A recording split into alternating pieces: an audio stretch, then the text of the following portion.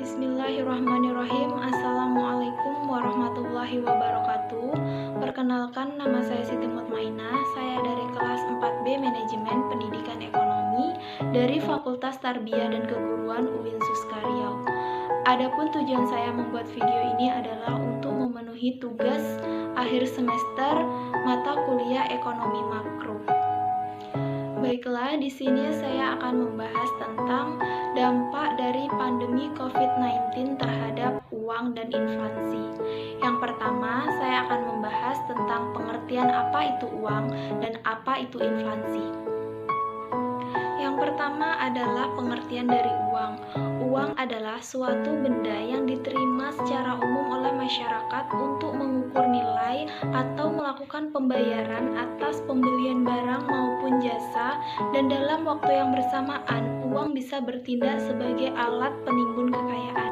Sedangkan inflasi adalah proses meningkatnya harga secara umum dengan cara terus-menerus atau secara kontinu. Atau dengan kata lain, inflasi adalah proses menurunnya nilai mata uang secara kontinu atau terus-menerus. Penyebaran COVID-19 ini sangat berdampak terhadap inflasi di Indonesia. COVID-19 merupakan sebuah penyakit menular yang disebabkan oleh virus corona, di mana COVID-19 ini bermula dari Wuhan, Tiongkok pada bulan Desember 2019 lalu. Dan sekarang COVID-19 ini sudah meluas di berbagai negara di dunia ini, termasuk di Indonesia.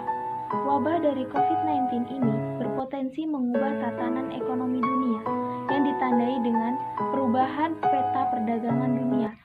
Dampak dari COVID-19 ini dirasakan mulai sejak akhir bulan Februari 2020, di mana yang ditandai dengan terjadinya lonjakan permintaan dan pembelian terhadap bahan-bahan pokok, obat-obatan, serta alat-alat kesehatan.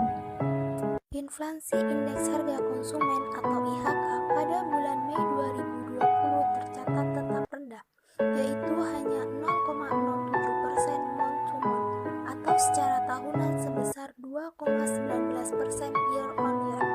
Dan berdasarkan survei pemantauan, diperkirakan bulan Juni ini hanya sebesar 0,04% month-to-month dan secara tahunan sebesar 1,81% year-on-year.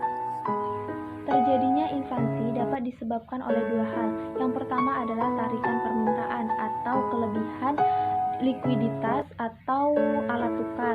Ini dipengaruhi oleh peran negara dalam kebijakan moneter atau bank sentral. Yang kedua adalah desakan produksi dan distribusi atau kurangnya produksi yang dipengaruhi oleh peran negara dalam kebijakan eksekutor yang dalam hal ini dipegang oleh seorang pemerintah.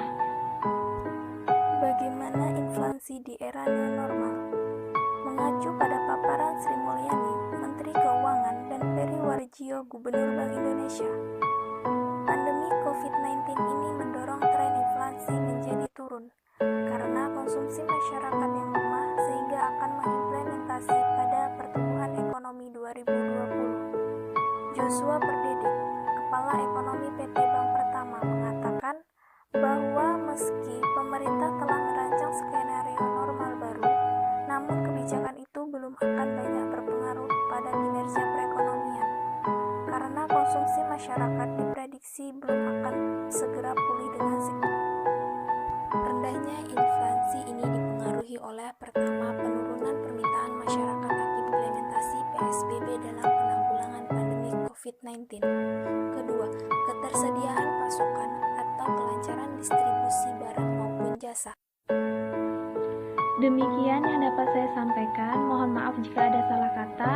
Semoga bermanfaat untuk kita semua. Akhir kata, wassalamualaikum warahmatullahi wabarakatuh.